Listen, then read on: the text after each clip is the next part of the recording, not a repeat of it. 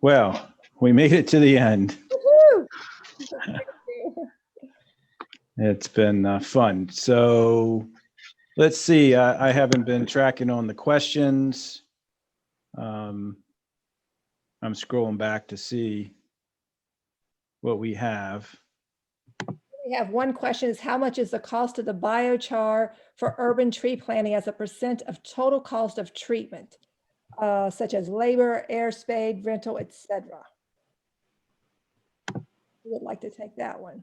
That one's an Emma question. Sure, yep, I can answer that one. So that's a really good question.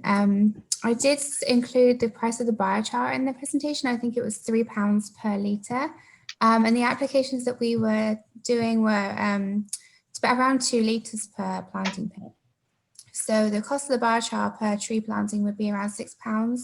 I would need to check with the local government who organised the tree planting to see exactly how much that cost compared with the total cost. It was a governmental organised planting, so it was by the tree officer, but I could definitely find out that information for you and pass that on. Okay. The next question is from Amy. Do you impact the topsoil with 11 inches? I thought we did not want to disturb topsoil with no tillage. So yeah, as it relates to potentially agricultural sites, you want to obviously minimize your turning of earth. But when you're dealing in generally urban environments, it's a stretch to call them soil. So most of those areas you get down to the top 2 or 3 inches. Beyond that, it's compacted material, you know, almost to the point of concrete. So in order to even begin to restore these soils, you have to use some brute force to break up those soils, get the biochar in, compost, or any other amendments you want to get in.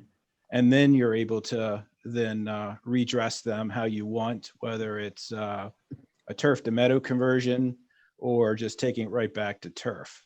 But yeah, most our urban soils are generally pretty compacted from our land development activities. Let's see. Is the soil decompaction biochar injection machine commercially available or custom built? So yeah, okay, that's from Bob Wells. The answer is both. The machine is commercially available, but we're basically using it for what it was not its intended purpose. We are using it, or will be doing some more modifications to it this year, changing some hose hydraulic sizes, probe size, and also the injection system does not work very well with biochar. It does inject some, but it doesn't inject the volumes that we're looking for. It also, because of the pressure of 300 PSI, ultimately ends up pulverizing the biochar to a powder. So we will be using a different injection system, which is not commercially available. So the answer is both on that front. Doesn't Terra Preta exhibit long-term benefits of compost char mixing and application? Does anybody like to take that one? Ammo or John? Sure, I certainly can. So I have done a bit of research into the Terra Preta soils through literature reviews, and it does appear that it's the soil fertility that's particularly affected by that replenished application of biochar over time. It would depend very much on the soil type, though, whether or not that would be a similar effect seen in urban soils in this example. But yeah, there is some research that indicates that the soil fertility has increased the nutrient retention in particular. Great, thanks, Emma. Joel and John, I'm going to direct this one to you. Is anything known about biochar and remediation of groundwater contaminated with PFOAs?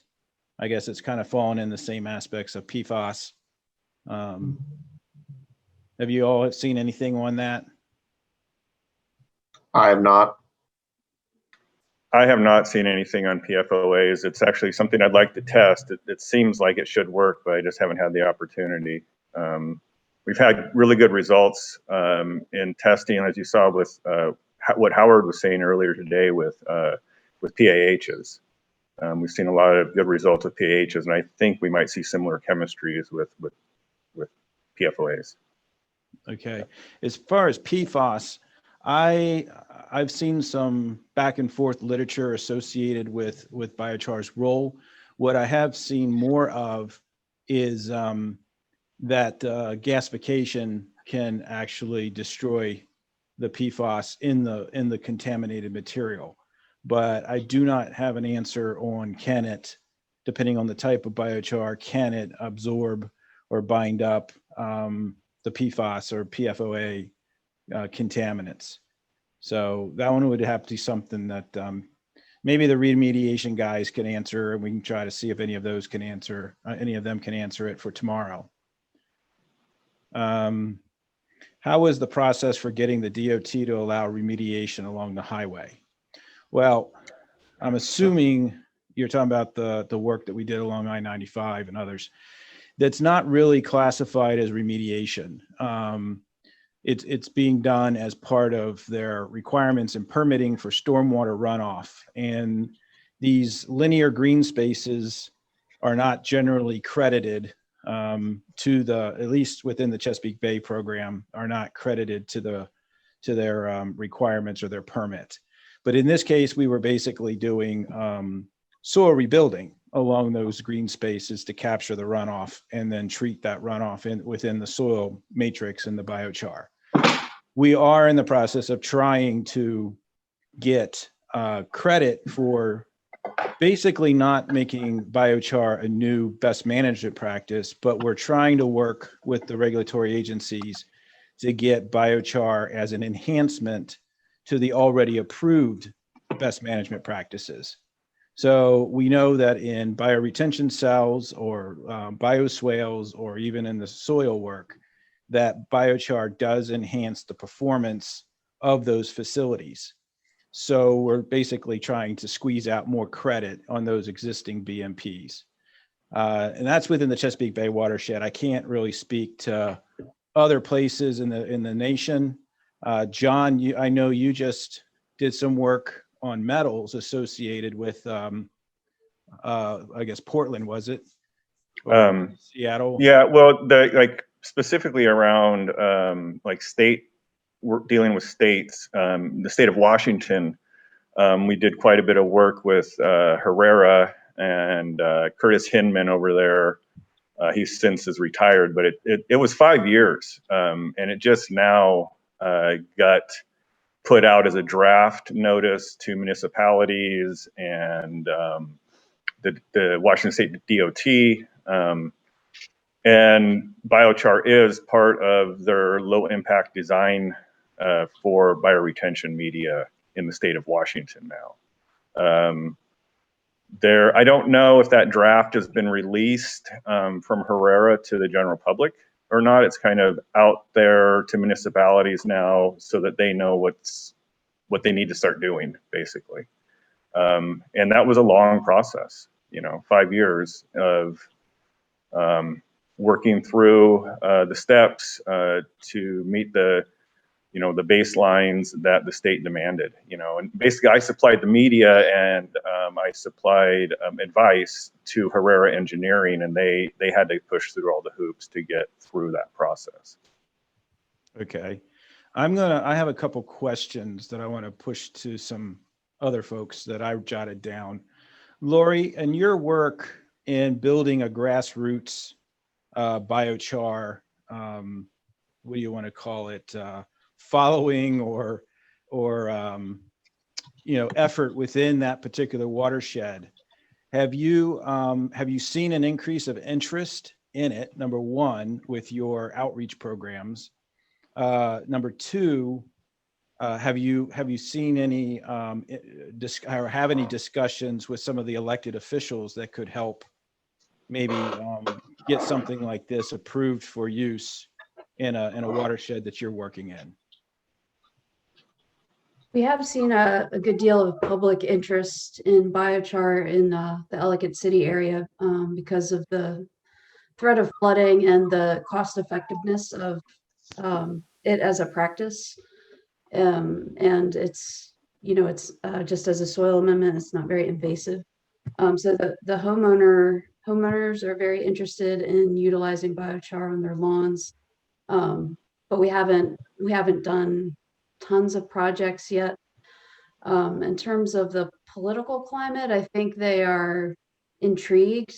There might be a little bit of resistance with the municipality, but I think there's some momentum, and I'm hoping that this presentation and putting a spotlight on a national scale will help us to get some more exposure. Great, thank you. Joel, this one I think you should probably take, and I guess it can go in combination with my question. Now, you identified a report that's available to people for people to download. With your work, how many projects were you able to take your projects to demonstration scale or larger scale for implementation? And a question that came in was, what happens to the PCBs after they're captured by the biochar? Okay, I'll talk about that first portion first. If they're being taken up in scale, something I wasn't able to cover in my presentation because of the 5-minute time limit. Our project was our soil column study was kind of brought about because there was a field trial in the East Bay area where they had 2 side-by-side bioretention basins, one with biochar amendment, one without, and they saw such fantastic removals with the biochar amended bioretention column that they had to launch a study essentially to see, is this something that's happening only in the field? Is this a fluke, or is this something that we can kind of drill down on a little bit? So that there was already a field study before we got started, and they were planning on doing a second field study after that. I'm not sure if that got started yet. And then as far as the fate of PCBs after bioretention amendment, I really don't know. Usually what we found in general for stormwater removals is that the concentrations kind of built up over years are generally fairly low, nothing high enough to be considered toxic or need special disposal if you remove them. And they also tend to be accumulated in the very top portion of the soil. So they are easily removed if it needs to be refreshed. But yeah, long term, we always love to see more long-term studies, but usually when funding comes around, it's for that first year, if you're lucky, maybe 2. Is there any push to take your demonstrations and get regulatory agencies to work towards supporting it? I think in all of the work that we're doing, the space that we seem to not have the strongest influence has been with the regulatory agencies in finding those that are innovative and willing to take risk and trying new things. And so how is everybody trying to approach that with the work that they're doing throughout the country? Oh, I can add a little bit to that. Go for it. So the organization that sponsored our study was BASMA, the Bay Area Stormwater Management Agencies Association, which is an association of all this like San Francisco and greater area stormwater management agencies. So they produce a soil spec for engineered soils. It's highly respected. It's been adopted actually by a lot of municipalities word for word. This study was kind of looking at getting the ball rolling on including biochar as one of the acceptable amendments to BSM, which before was just, certified compost and graded sand. So that it was started there. And then I know that based on some of our research and some of the other studies that are being done, the Caltrans, the California DOT, is implementing field studies using biochar in several different types of applications. So they are cautious, of course, but they are doing the research themselves because they want to be able to use this. So they're certainly on board. Great, thank you. Amo, I got a question for you. Perfect. Yeah, there. So when you did your various mixes, did you just have you considered just using the biochar with the leaf grow product and not put the poultry litter char in to see if that helps balance out the phosphorus issue? And the second question is that at what temperature was the poultry litter biochar produced at? Because at higher temperatures, you generally have glassing of the phosphorus, meaning it has to be pretty highly acidic soils before you would have any form of leaching. So while your test is showing that there's phosphorus there, it may not be readily available at the point of the pH that you have. So those are just two questions there.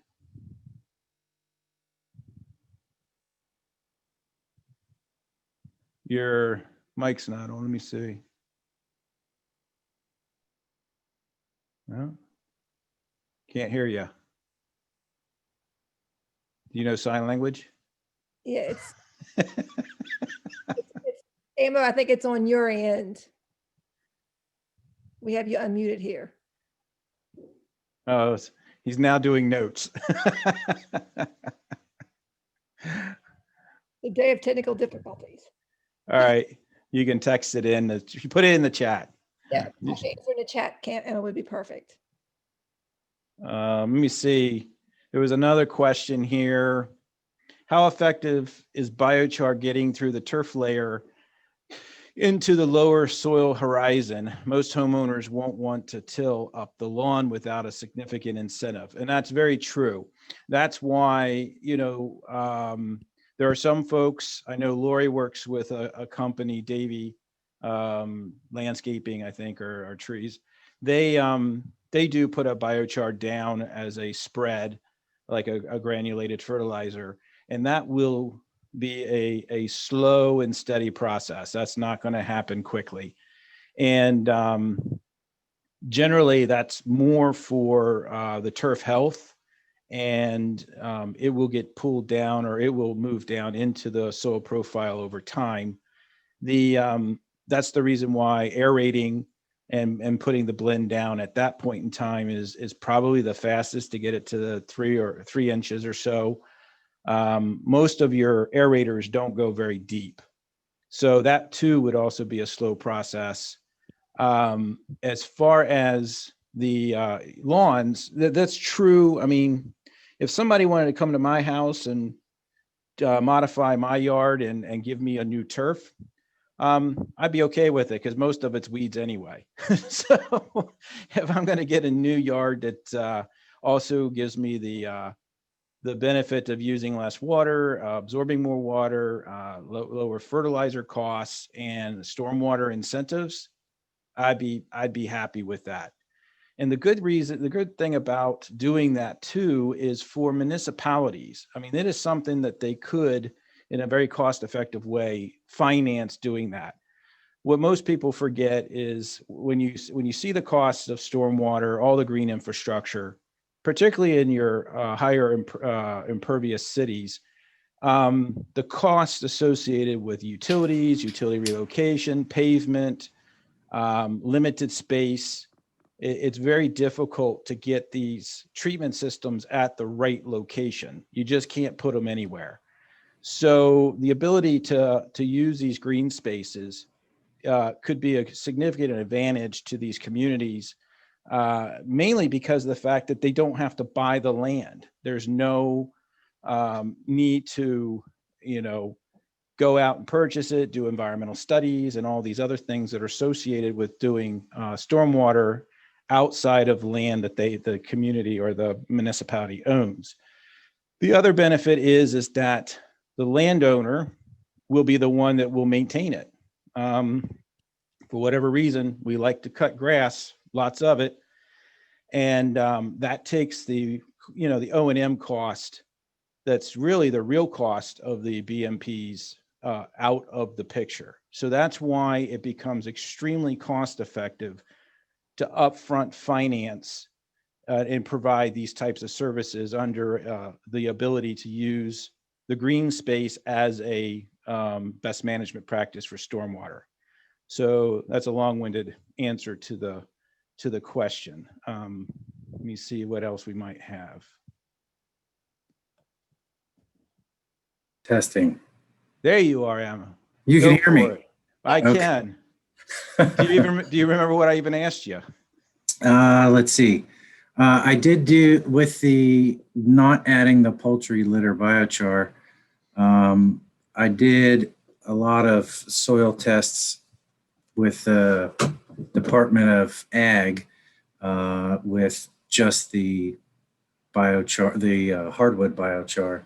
And with the way that the nutrients came up, it was so low that by the nutrient management plan, we were supposed to add fertilizer. So I thought, well, I'll try to add a little bit of the poultry litter biochar instead of the fertilizer. And for some reason, that round of tests, all the nutrients levels were higher than normal. So I was just trying to substitute from adding fertilizer by using the poultry litter biochar. What was the other question? Good question. Now, The temperature. I would have to get with Josh Fry on that. I'm not sure. I believe we used his lower quality stuff that wasn't fully cooked for that round of plot. So you're right, that stuff will have a lot more of the phosphorus available. So okay, that's something I'd like to do, follow up with. Absolutely, use the higher quality stuff. Okay. I just want to go back real quick. Lori added a note on my previous comment on this lawns that as I presented in my presentation, your best economic value is at the hot spots in the right locations to capture it. So at the impervious-pervious intersection, and you're not necessarily having to do the whole lawn, although you can enhance the lawn so you don't have a really super green spot where the biochar has been applied and the rest of the yard looks kind of yellow. And then, or you can roll up the sod if it's for those who might have sod as a part of their yard, and then put it back. So there's a variety of ways. I mean, turf management's a multi-billion-dollar industry. And so, but most are not looking at turf as a BMP opportunity. And that's I think the key that we're trying to talk about here in this presentation. What's the name of that the BSM study that Joel mentioned? Joel, can you? I posted links to both of those. Okay, you did that. All right, good. Yeah. Thanks. The original study is called Clean Watersheds for a Clean Bay project, and that's what spawned our second project, which I have a link to as well. Great. John, what are some of the areas that you're currently working on as it relates to biochar in the urban space? With biochar in the urban space, still a lot of work with dissolved metals. We've had really excellent results with dissolved metals, and in our region, it's really looked at a lot more than nutrients. So in the urban environment with industrial facilities, still we're having good results, and I'm trying to get around some components that we have to add. For metals, adding to char some organic acid donors, and what we found really was peat products work pretty well at about, we had them at 20% or a little bit less, and it adds this organic functionality of the carboxylic acids that really helps bind up the toxin metal over time. I don't like using the peat. I'm trying to get around that and trying to develop the funding to get to breakthrough curves. And breakthrough curves, as anybody that's done them knows, it's a long, arduous process to do that, and it takes a decent amount of funding, really. So we're currently still using what we have the data for, which is, peat-based organic acid functionality, but really trying to move past that and trying to find some other sources. Doing a lot of phosphorus work now also. The phosphorus work is just starting. Those are mineral complexes that we're making and having excellent results with those. So it's a little bit different than what was talked about earlier, where they were looking at, I think, biofilm development or something, because a lot of the chemistry of phosphorus reactions that capturing out of stormwater straight biochar doesn't make sense. That it's just capturing the phosphorus. There's something else going on, and I think it's biofilm development. So I'm trying to find ways to make chars with mineral complexes with them that we can really absorb phosphorus at in small quantities, right? Because we don't maybe have the infrastructure that you might have dealing with big ponds and stuff when you don't have infrastructure. Great. Emma, what are I know that you have translocated to a southern state now. What are some of the research, or where are you heading with research now? You're working on your PhD. What are you tinkering with now in the urban tree space?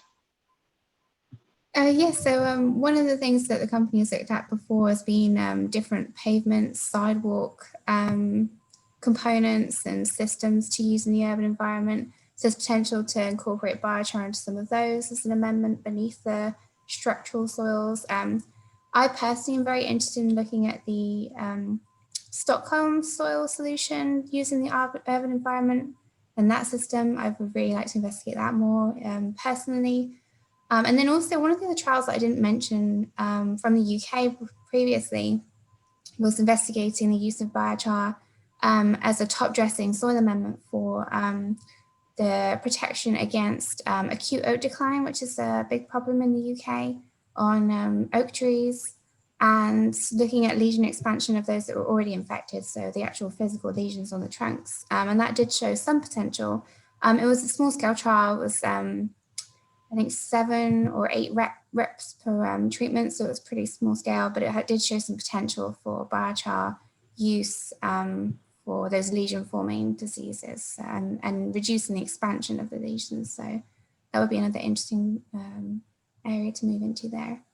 Great, thank you.